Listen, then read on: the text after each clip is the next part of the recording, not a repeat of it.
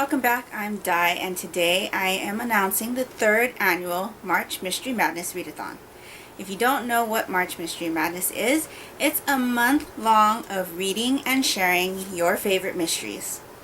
Last year I was a co-host for the Readathon, and this year I am co-hosting as well alongside an extensive list of hosts. This is going to be the biggest March Mystery Madness Readathon we've had yet.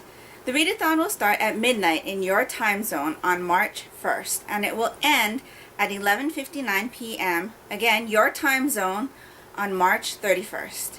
As per usual, we do have a list of challenges, but this year we're changing things up a bit. Before, we had challenges that were specifically asking you to read certain types of mystery novels. Well, this year, we are leaving it up to your own interpretation. So we have 6 words that describe certain things where you can interpret what they mean and how you want to apply them to your reading for the month. So let me start off with the first one, and I have a little handy guide in my lap. So if you see me looking down, that's what I am referencing. So the first word is shelf. So you can interpret this as your personal bookshelf.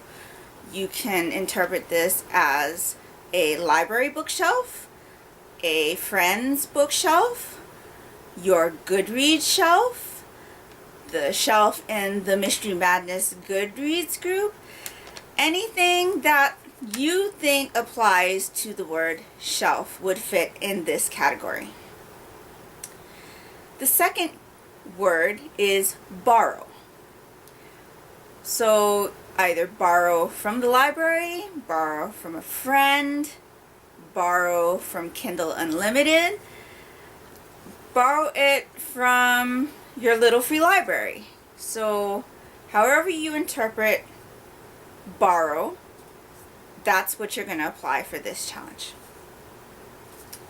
The next word is new.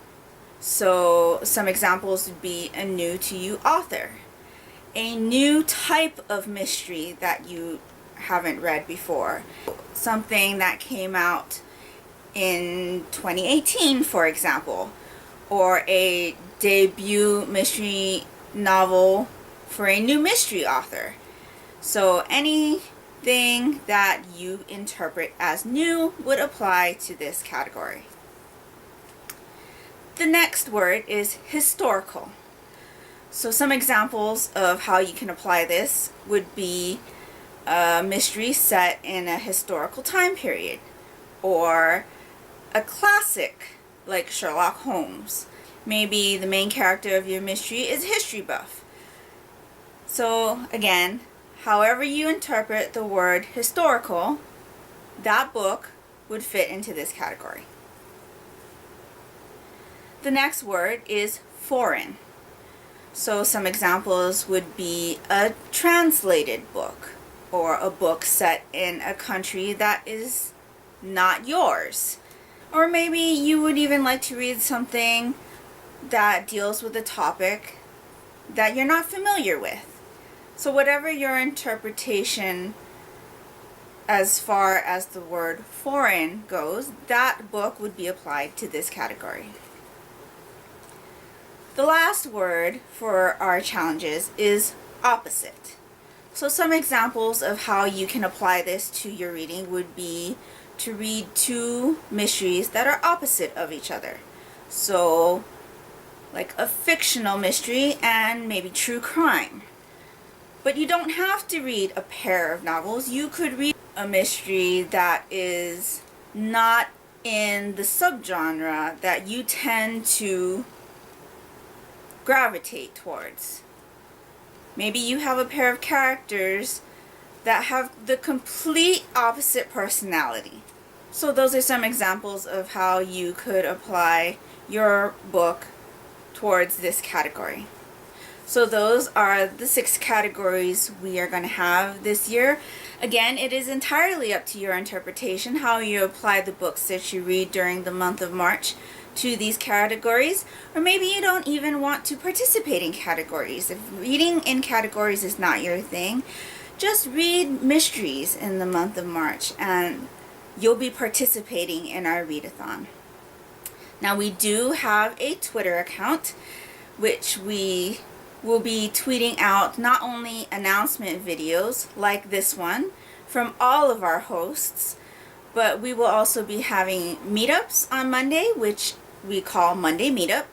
And that is just a very casual Twitter chat where we talk about what books we're reading, maybe just chat about things that you are enjoying in the book that you're reading, or just chatting in general. We'll also have some sprints to help you along with your reading, and we will also be tweeting out links to all of the videos from our hosts during the month. Each host will be doing different types of videos on their channel, so you're going to want to subscribe to all of them so you don't miss anything. There's some fun stuff in the works. I will link all of our hosts below in the description box, and like I said, it is an extensive list. We are pretty excited to have this many hosts this year, and I hope you find some new people to follow and chat with. As always, we will have our Goodreads group open, which is Mystery Madness. You're also going to want to be there because all of the challenge threads will be posted there. You can again let us know what you're reading for each category.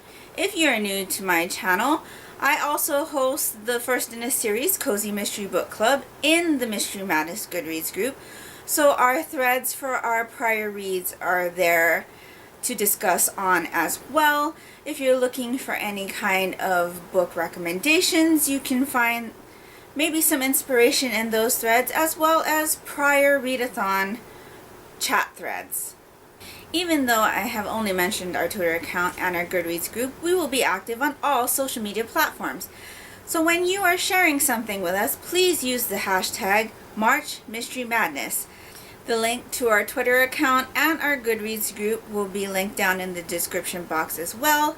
So please be sure to join our group and follow us on Twitter. And don't forget to check out all of our hosts for this year's readathon. And I will see you next week with the Book One Cozies Club pick for March. I hope you're all doing great. Take care and smile always. Bye.